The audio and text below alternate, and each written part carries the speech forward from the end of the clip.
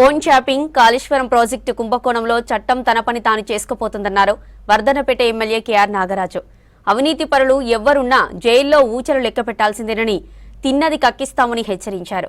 తెలంగాణ రాకముందు కేసీఆర్ కుటుంబ ఆస్తులు ఎంతని ప్రశ్నించారు.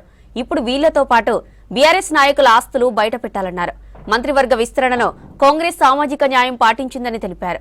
కొత్తగా మంత్రివర్గంలో చేరిన వివేక్ వెంకటస్వామి, అడ్లూరి లక్ష్మణ్ని కలిసి అభినందనలు తెలిపానన్నారు నాగరాజు. ఇందిరా మిల్లు లబ్ధిదారుల దగ్గర ఎవరైనా డబ్బులు తీసుకున్నట్టు తెలిస్తే వదిలిపెట్టనన్నారు. చట్టం తన పని తాను చేసుకుంటా పోతుంది. చట్టం ఎవరికి చుట్టం కాదు. చట్టం తన పని తాను చేసుకుంటా పోతుంది. కాళేశ్వరం మీద ఏదైతే దండుకున్నారో బీఆర్ఎస్ నాయకులు తప్పనిసరిగా కక్కవలసిందే. కక్కి జైలుకు కటకటాలు లెక్క పెట్టవలసిందే. ఎవరిని కూడా స్పేర్ చేసేది లేదు. ప్రభుత్వం ఏదైతే అధికారులను నియమించిందో ఎంక్వైరీ కమిటీ ఏదైతే ఉన్నదో వాళ్ళు కరెక్ట్గా పనిచేసుకుంటూ పోతున్నారు.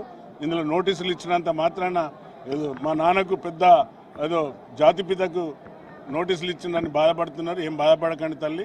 తప్పనిసరిగా తప్పును ఎత్తి చూపించే ప్రభుత్వం ఇది.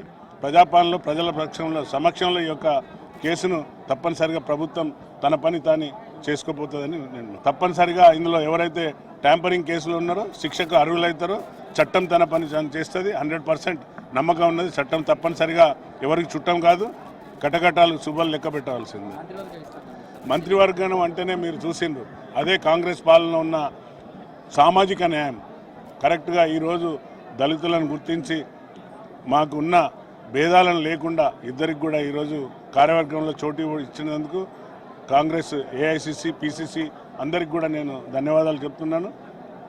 నేను స్వయంగా వెళ్ళి అడ్లూరి లక్ష్మణ్ గారిని, వివేక్ గారిని అభినందించడం జరిగింది. వాళ్ళకి శుభాకాంక్షలు చేసినాం. అలాగే బీసీ సోదరుల వారికి ఎవరికైతే బీసీ సోదరుని కూడా గుర్తించి సీనియర్ నాయకులకు వారికి కూడా ఇవ్వడం. తర్వాత జాటోతు మన బానోతు రామచంద్ర నాయక్ డాక్టర్ గారు యువ నాయకుడు, అతనికి కూడా డిప్యూటీ స్పీకర్గా